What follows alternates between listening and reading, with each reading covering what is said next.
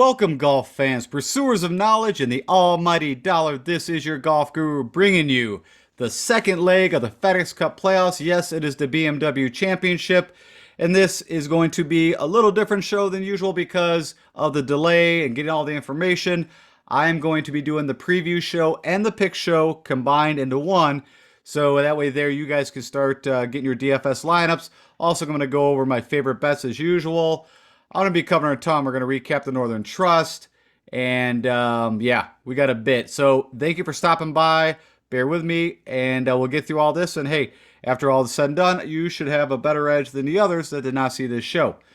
Okay, with that said, I've got a giveaway that I want to talk to you about real fast. It's for the FedEx Cup playoffs. And of course, if you've been watching me, you already know I'm picking one random winner to win $1,000.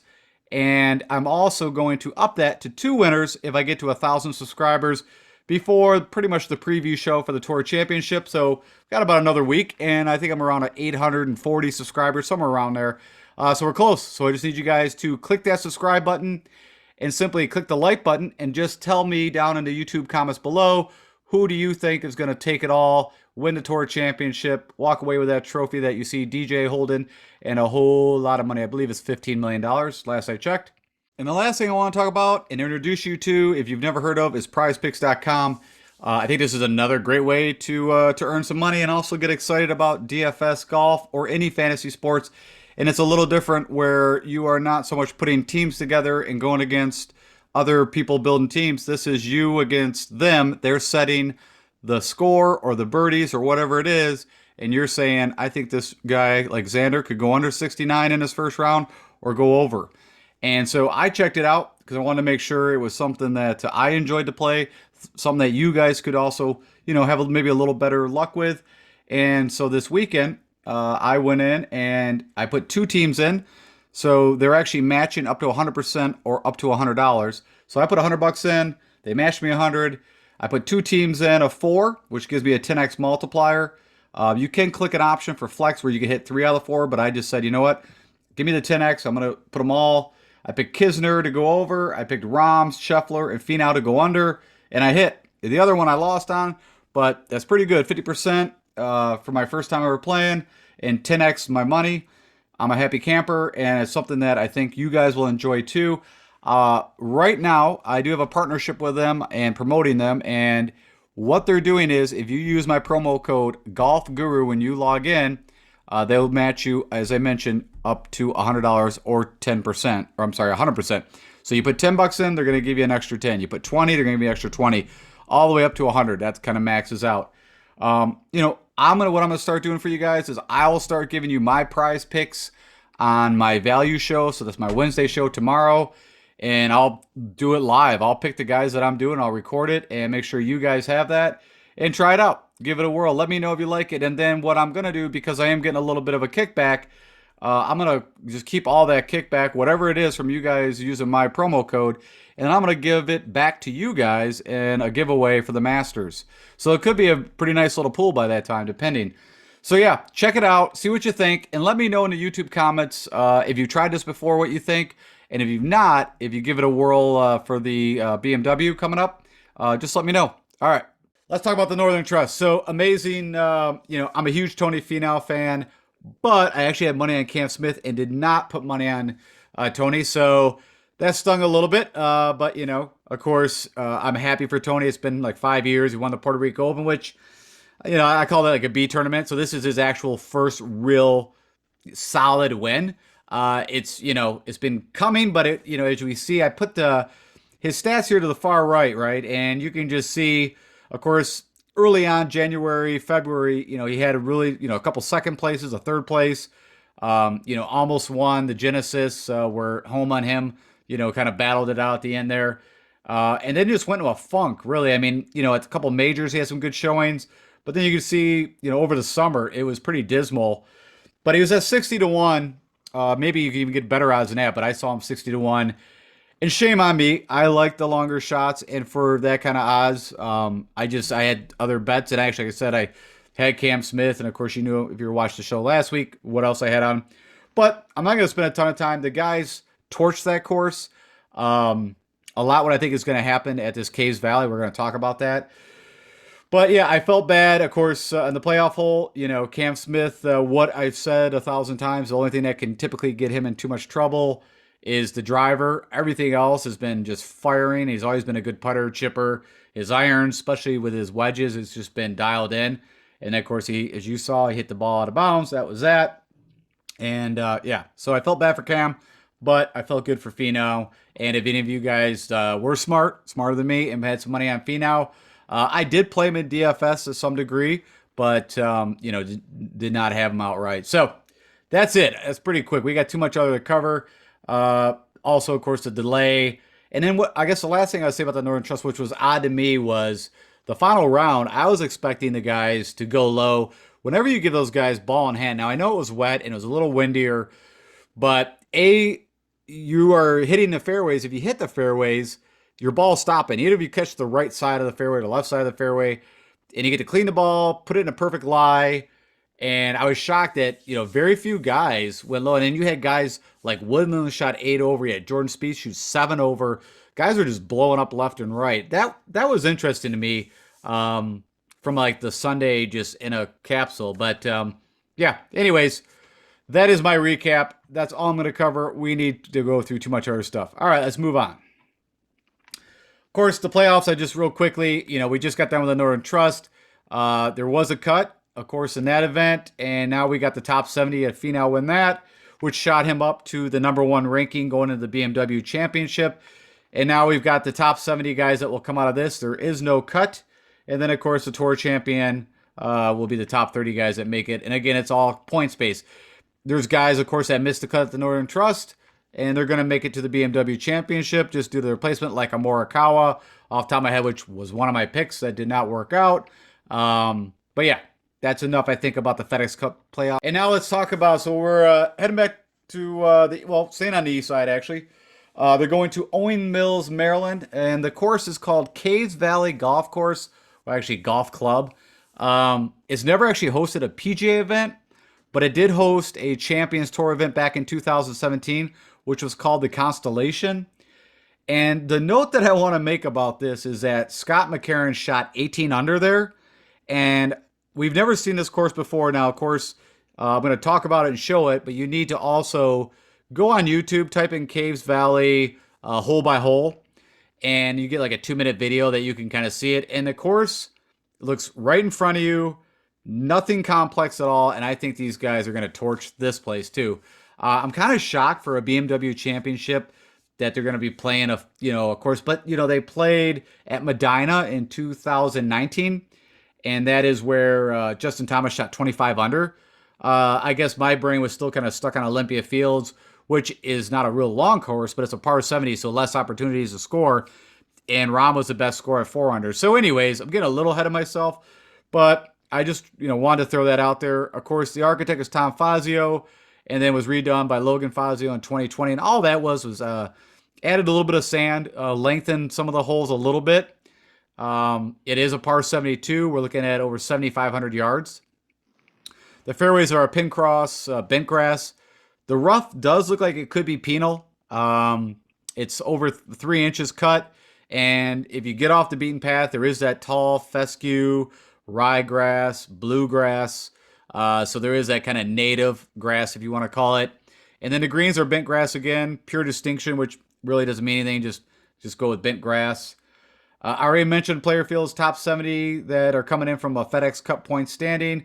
No cut. So it's something you gotta think about a little bit is what guys just, from a fantasy scoring perspective, even though they might get some bogeys, of course, the birdie ratio against that is you want the guys that can, that are streaky, that you can get the birdies and you can stomach some bogeys because you're not getting a cut here. Last year, of course, as I mentioned, at Olympia Fields, Rahm shot 4 under. Previous year was JT at Medina. He shot 25 under. So just give you some ideas. It's all course dependent. Average green size, a little bit maybe over standard, but 5,200 square feet. I don't have the number of sand bunkers, but there's a lot. You'll see that on, like I said, the flyby or some of the stuff I show you. Number of water hazards is 7, but only 5 holes come in play, and most of them are on the front. I'll show you that. Don't have a stimp meter reading, but I'm guessing it should be running somewhere around 12 to 13, typical PGA greens. The course defense, from how I can see it, of course, I mentioned the water on the front, really shouldn't. I mean, you could get in it, but it's nothing crazy. I think really it's these long par threes that are going to be part of the course defense. Of course, I mentioned a lot of sand. It is elevated greens, so you have to be decent around the greens. There is a bit of trees, but they're kind of set off a bit. And they're also like, you're just looking at the trunks and like, there's not a lot of overhang. So if you do get in there, they're not like so packed that you can't get out. So I don't really see the trees causing much issues. And I said, funny enough, before I even went and looked at that Champions Tour scoring, just from me looking at the course and everything I could see, and we'll go through the scorecard. I already said it, it's gonna be a 20 plus winner. It wouldn't shock me again. Somewhere between 22 to 25 under is gonna win this thing. This was a little side note that I found again. The course, due to the rough, it looks like it's going to be grown out pretty thick. I mean, so you're going to have to hit the fairways. And they switched the nines around, I guess, for viewing is better, but that doesn't really affect us in any way possible. Okay, so this is the best I could do from kind of a flyover walkover, and I'm just going to briefly look. So if you kind of look at one, nothing really to talk about. A little bit of I guess would be a dogleg left coming down. But you can see the sand, of course, where you'd land with your tee ball. So you kind of want to stay out of there. You got sand guarding the green. 2 is the first time you run into water right here in front. It looks like, off the top of my head, I believe it looks like a par 3, but it could be a short 4. I don't have the card in front of me. The par 3, you can see water the whole length of the hole, so that could get a little tricky. Par 3 here. So that's got to be a par 4. It looks like a short par 4. You got water here on 4, and then that's really it. I think there's a creek that I saw, maybe it was here, that runs, and, it could be a pond or something, but that's really the end of the water, and then it's just pretty simple in front of you, and like I said, you can see the trees and the sand, and this is probably the best illustration. Not sure what hole's got the water. This might be that par 3, number 4. It looks like water right next to the green, but you can see the elevated greens. You got the sand protecting the water. There's that fescue. And this is the trees I was telling you about. You can see if you get in there, kind of a lot like Augusta. It looks like a pine straw, and you can get out. I don't see, unless you get right up behind one, would probably cause you trouble. But that's my quick kind of overview of Caves Valley. I did be able to get the scorecard for you guys, and I kind of highlighted. If you see the green, that's my scoring holes I see, and the red are probably a little more difficult. So, the front side looks like you can attack. And I looked at Scotty McCarron's kind of round by round, and he torched the front. And I'm guessing they played it the same way. And the back is, you can still have opportunities, but not as many on the front. And you can just see these long par 3s, right? I mean, you got 2 par 5s on each side, so you got scoring opportunities there. You got a short par 4 here. Yeah, it's funny. They must have flipped it from what I saw, because it's showing number 2, which was definitely not a par 5. So that must be flipped. So the back is what's going to have the water, and the front is going to be, so it's just going to be opposite. But neither here or there, you can just see there's quite a few opportunities on here. You got some short par 4s, decent length par 5s, but nothing crazy. And, these guys are hitting over 300, 330. So, you're going to have like 230, 220 in. Some short par 4s, again, a 356, a 365. Those are very gettable. And, so really the only thing I see protecting, there's this par 4 here is almost 500. But, I don't see anything out of, where I think it's going to be a scoring fest. And that's how I'm going with a narrative of 2 things. Bomb and gougers I like, and I like guys that can make birdies. And that's pretty much how I'd be picking guys that I'm betting on and guys that I'm going for DFS. And with that said, we can go into a little more specific. So what's the skill set I think that I'm going to be looking at for my DFS plays and for my betting? Ball striking, that's no shocker. You got to be good off the tee, good with the irons. That's the combination. Approach is your scoring, right? The guys that hit the better approach shots are going to have better opportunities. Off the tee is going to be key here. We're going to need distance. I want guys that can bomb it, but also hit the fairways. Always got to be able to putt. Scrambling is going to come in. Of course, that's kind of your chipping and putting combined. I mentioned the par 4s. There's 4 of them that are 450 to 500. I'm going to have that in the model. I'm going to have those par 3s. One's at like 196, but I'm just going to say there's 4 of them from 200 to 225. I think that's the ones that really get to manage. And then there's 4 4 par 5s where they're going to make their hay, 550 to 600. And then I'm going to be really plugging in birdies and eagles into the model because, again, I think it's going to be a bit of a scoring fest. Unless there's something about these greens I don't see. But again, if I see the senior tour go out and they shoot 18 under at this course, I see no reason why these guys aren't going to shoot 20 under plus. So with that said, I did mention I waited until I could get the DraftKings pricing. It took a while, but that's in here, so you'll see that here. This is running a recent form kind of model with everything I just showed you. So the ball striking, approach, you can see my weights here on each of these. So off the tee, the par 4 scrambling, everything I just showed you. And then the weighting, the number 1 is approach. Ball striking would be second. Birdies is second to that, 15%. Off the tee is at 15%. So that's where all my heavy weights are. I've got no filters on, and I ran 12 rounds.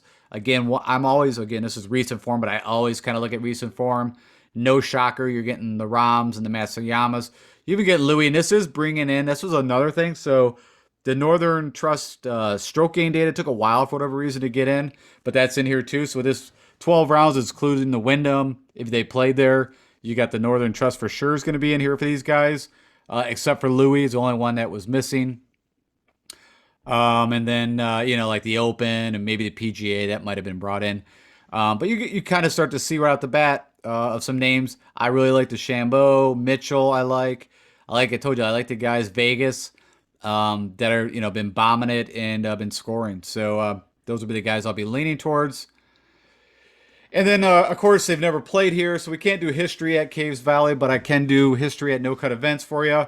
And that's simply I click a button and it pulls up. And so this is going to be everything from, you would have like the Zozo, the CJ Cup. I'm trying to think off the top of my head what else was no cut that came in. But just to see, because this is a no cut event, and like the Zozo and the CJ Cup is 80 players, 4 days.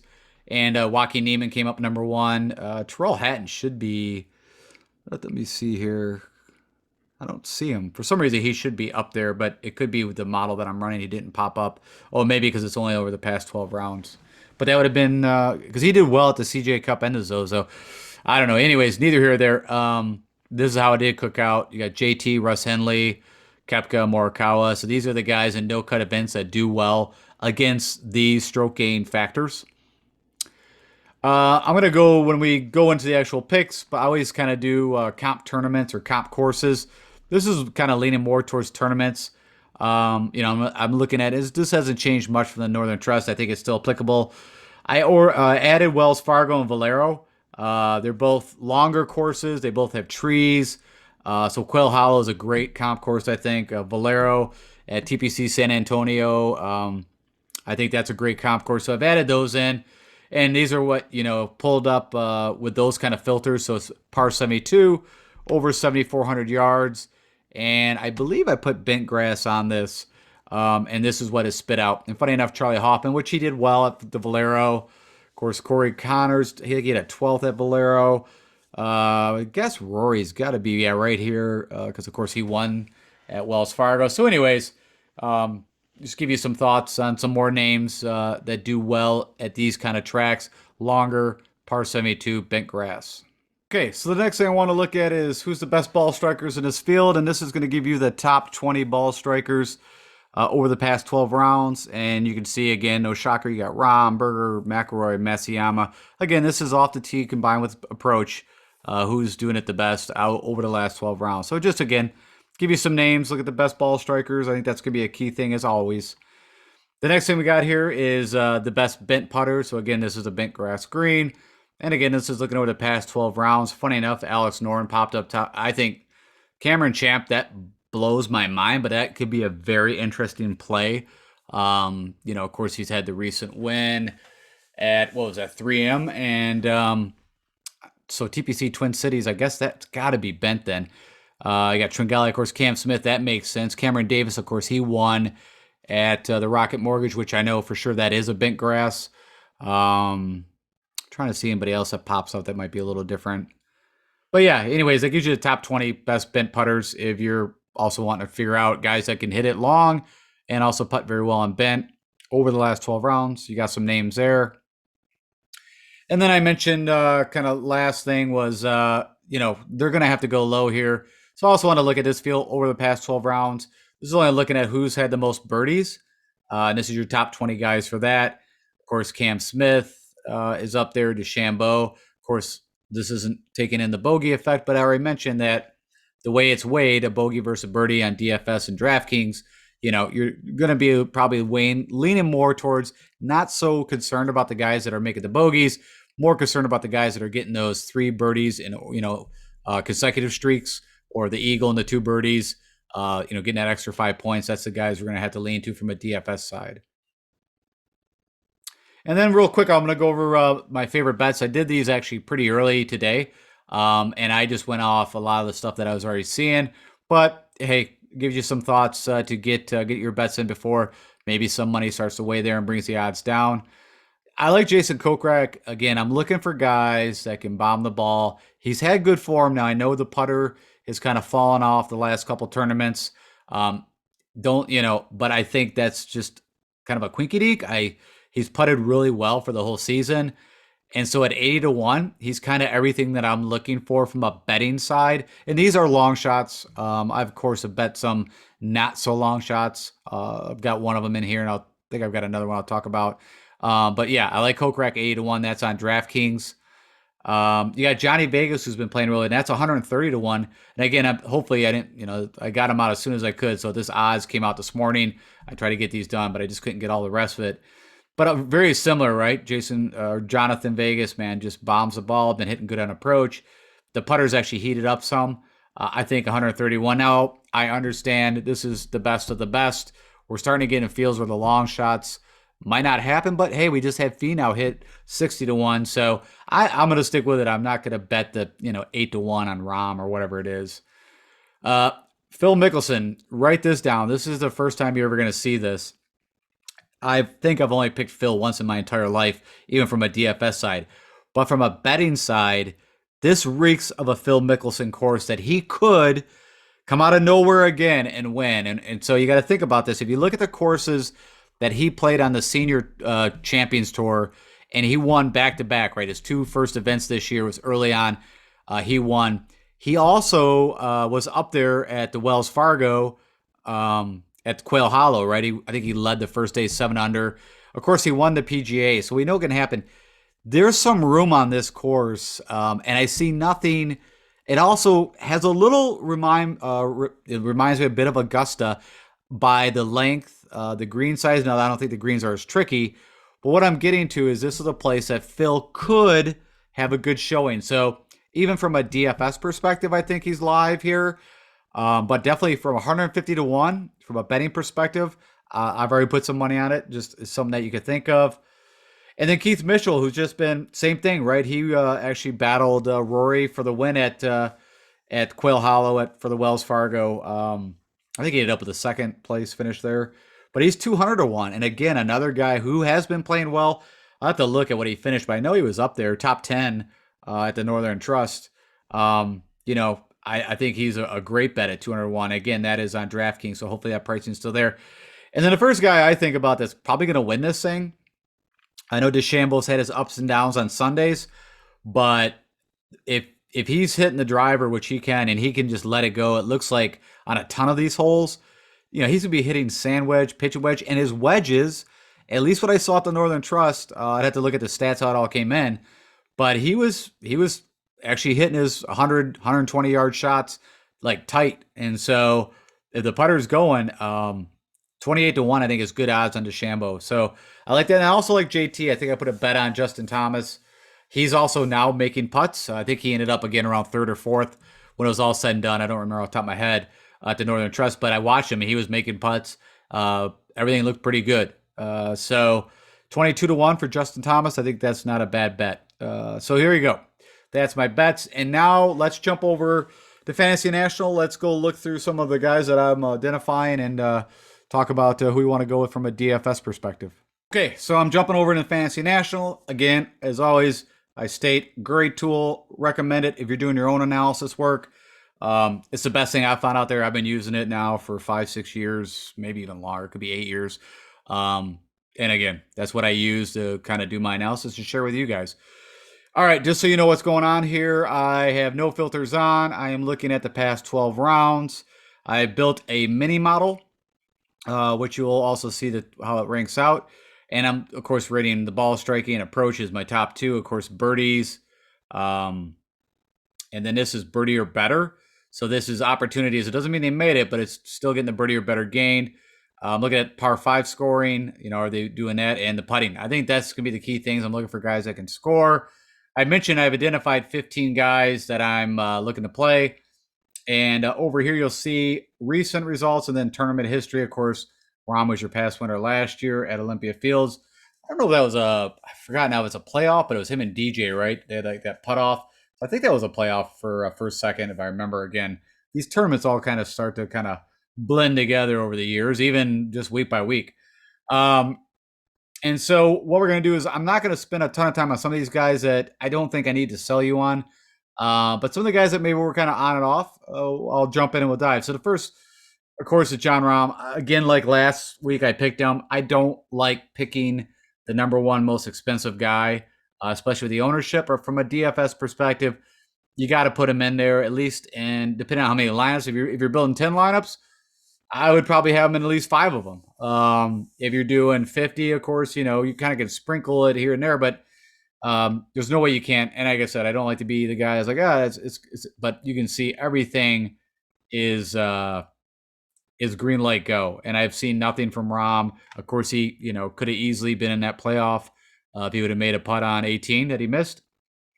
So I'm sticking with Johnny Rahm. I'm passing over Xander. Just haven't been seeing it out of Xander since he won the gold. Again, he could have a great. You can see the putter's been a bit off for Xander, not getting the birdie or better opportunities that I want to see here. And for that price tag, I mean, number second guy in, I'm going to go ahead and pass on that. Jordan, it's kind of back and forth, but I've been seeing the two-way miss with Jordan. And it happened, of course, it spurred up a couple tournaments. So it happened at the WG St. Jude one day. Of course, on Sunday, he was having, the miss to the right, miss to the left. So when that driver starts to get a little quonky, I get nervous. And I know he had that crazy Saturday, if I remember correctly, where, he chipped in twice for eagle. That's not going to, you can't sustain that, of course. But you still see, or recently, he's still getting the opportunities.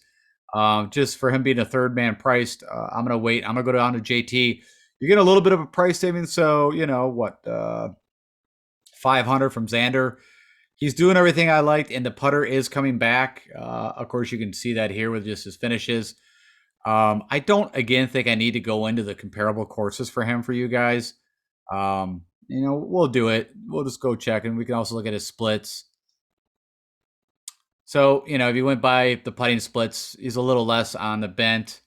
Let's go. We'll look at some of how he's tried. We'll just do it a different way. The easiest way, we'll just go ahead and click on what tournaments has he won or placed best. So, of course, when a player is recently, WC, I want to consider that tournament champions. He won the CJ Cup. That's not the one I'm actually would be looking at. Of course, the BMW I already mentioned. He won at Medina. The Honda, that could be applicable. Trying to see. So there's the Zozo. That was a no-cut event at Shadow Creek.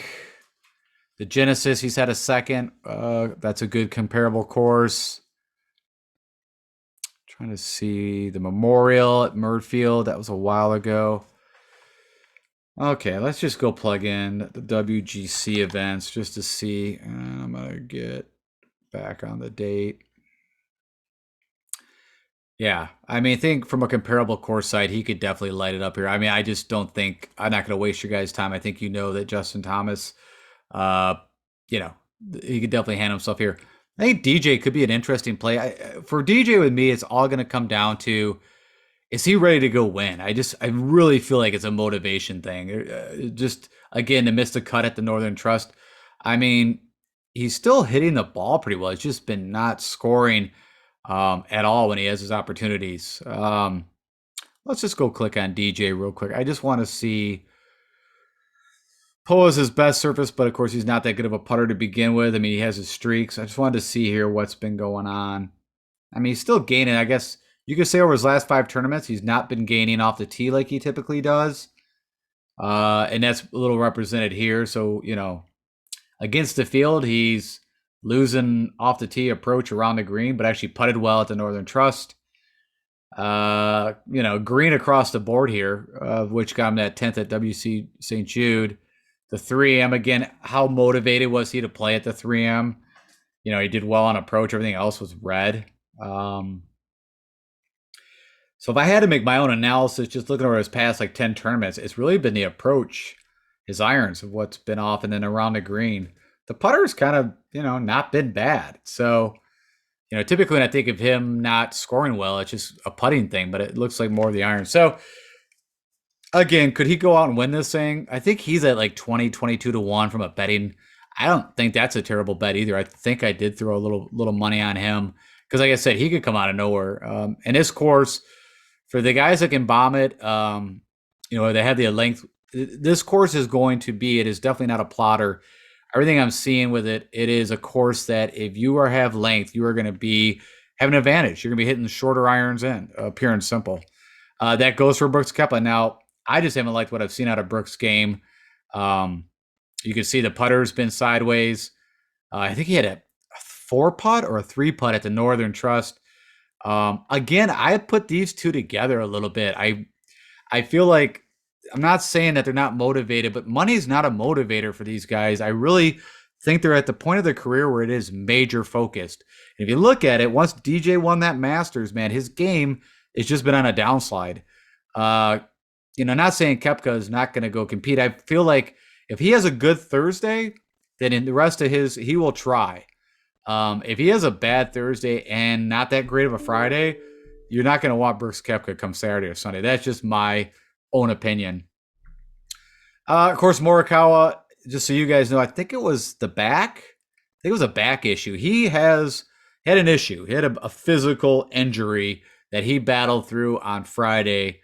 And I just don't know where that's going to be come, when this tournament starts. So under that, of course, he was one of my picks. He was actually my second man in after Rahm. I'm going to take a pass. And also, I am kind of leaning towards guys with length. Tony Finau, I mean, you could say he's in the best form we've seen, but that's his first win in 5 years. I don't see him replicating it here. Now, this course sits up for him.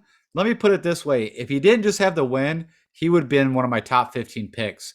So I'm going with it is a pure narrative that for whatever reason, the win, and literally it was 2 days ago, they've had no prep time at this course. And, let's go click on Tony because I believe, if I remember right, he gained a bit with the putter.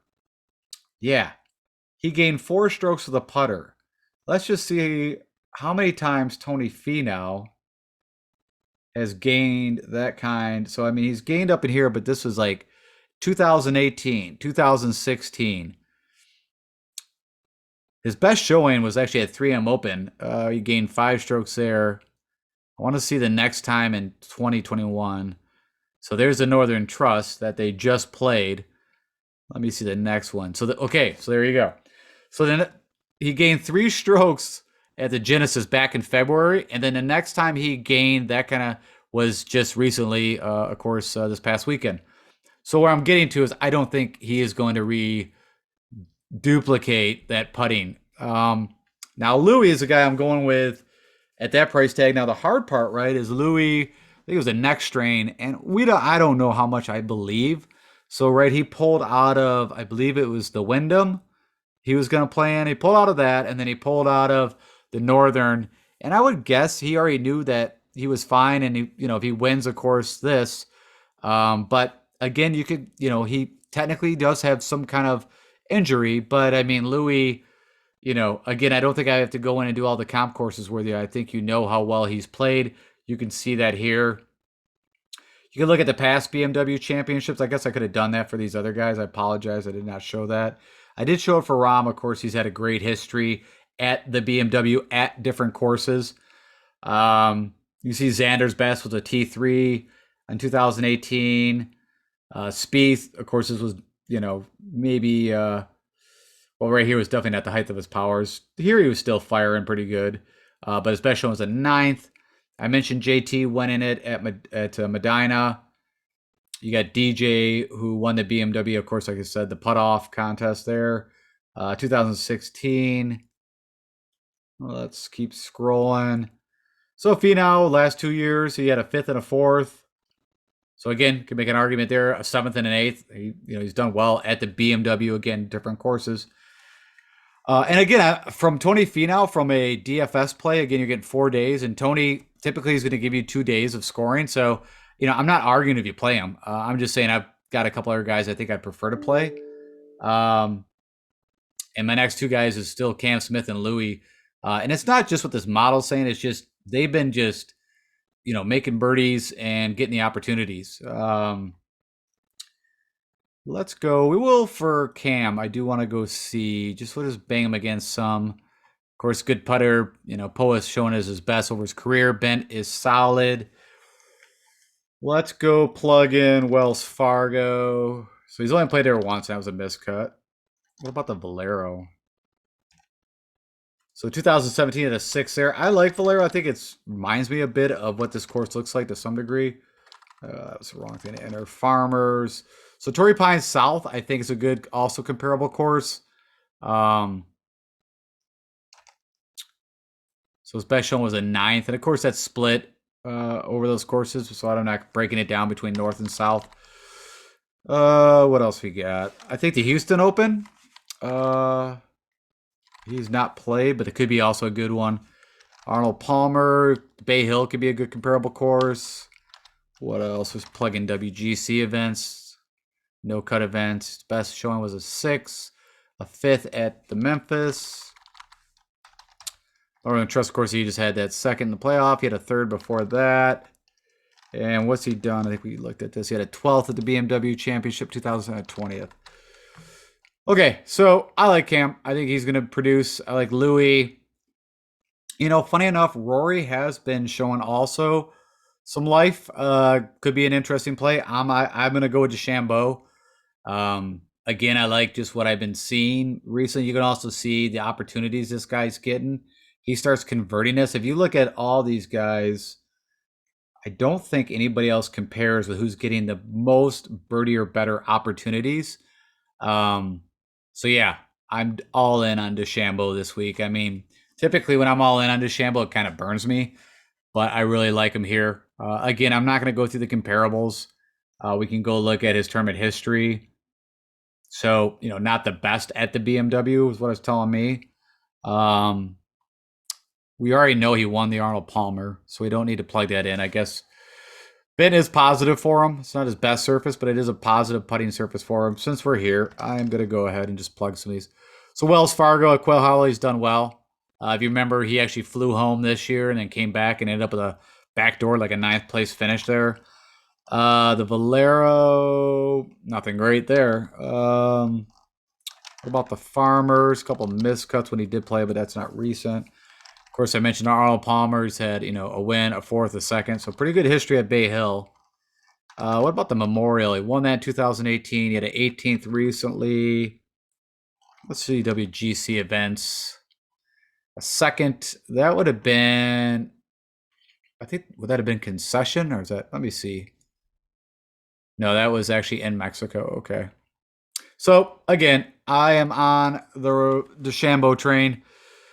Victor had that blow up on, what did he shoot, 6 over on Sunday? I don't know what happened. I saw one hole, he drove it out of bounds. Ended up taking like an 8, so that didn't help. I was just shocked. But, again, all these guys could have that breakout. I'm not on Berger, and I told you guys, even though I picked him last week, he almost missed a cut. And I said that this just does not fit Berger. And this course, I don't think fits Daniel Berger. I think of shorter, plotter courses is where Daniel Berger is at his best. I like Scotty Scheffler. Again, the distance. He's been playing great golf. I know he, didn't have the greatest showing at the Northern, but I'm not getting off him. I'm on him. You can make an argument from Hideki. If he gets that putter, he could be very live here. And you can see he's been, lately having a lot of opportunities. Also, I'll click over. Scheffler played once at the BMW at a T20. And then you can see a T3, a 3rd. And again, I just want to iterate. reiterate that this is different courses, same tournament name. Abe, I think of him tighter courses. I'm out on Abe. Corey Connors had that one crazy. Of course, I didn't mention in the recap, right? You had guys, all kinds of guys shooting at 62, matching the course record. And then Cam Smith almost shot a 59 and set the course record at 60. So pretty crazy. Nope. I'm out on Webb. Just doesn't show me enough. And you can see again on a course that he should have done well at. Had a T47. I'm sticking with Harris. You can see again he's up there on the birdie or better opportunities. Hasn't fared that well at the BMW, but again, you just can't go with it. I mean, you got to go with just the form. You can see he's par 5 shot gain is number 1. Been doing great putting. The guy's in Fuego. Sammy Burns got the length. Great from a DFS scoring perspective. And you can see he's clicking all the boxes here, so I'm all over that. Casey does not make enough putts for me, so I'm out on Casey. I know I did pick him last week. I needed some guys that could keep the ball more in play. This week, I just want guys that score and smoke it. Joaquin Niemann could be one of those guys, but I just haven't still seen enough from Joaquin. I'm skipping over M and Lowry, kind of the same guys, kind of blah. Just, they're going to get around, but I just don't think they can go low. Russ Henley, this is not the course for him. Again, not Bermuda. And I think a little shorter track fits him. Funny enough, and this should be marked, so I'm going to go mark it. I am on Jason Kokrak. I think it's a great time to play him. I think it's a great time to bet him, too. Let's go take a look at Mr. Kokrak. So this is over the life of his career. You really can't look at that. What we need to look at is his putting over the year. And so the Rocket was bent, and he ended up still with a 12th, losing almost 2 strokes putting. He lost 2 strokes putting at the Wyndham. And you can see, actually, he's kind of had this little doldrum, but I just see a comeback of his game. I mean, you can see he had at the Tournament of Champions. This was back in January, and the guy has just played great golf. So I just think this is a great course for him to do well.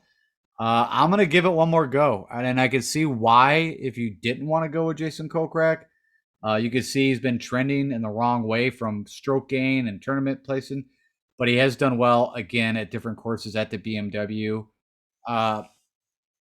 Projection ownership's at 10%, but you got to remember 70 guys is going to be, if you're getting a guy 10% or less, that's going to be, you're getting edge on the field on a, ownership. Noren's been showing either his T4 or cut. I mean, also wouldn't be maybe a bad bet. But no, thank you. I'm going to go with Keegan. Again, I think this is a great, if you think of Valspar at Innisbrook, tough track, got some distance to it. But yeah, he's been playing well. Good showing at the Northern Trust. It's all about the putter, but I'm interested in Keegan. I'm even looking at Sergio Garcia. Again, I think could be a sneaky play. If you think where he won this year at Sanderson Farms, I think, is a perfectly good comp course. It's got the distance, it's got the trees.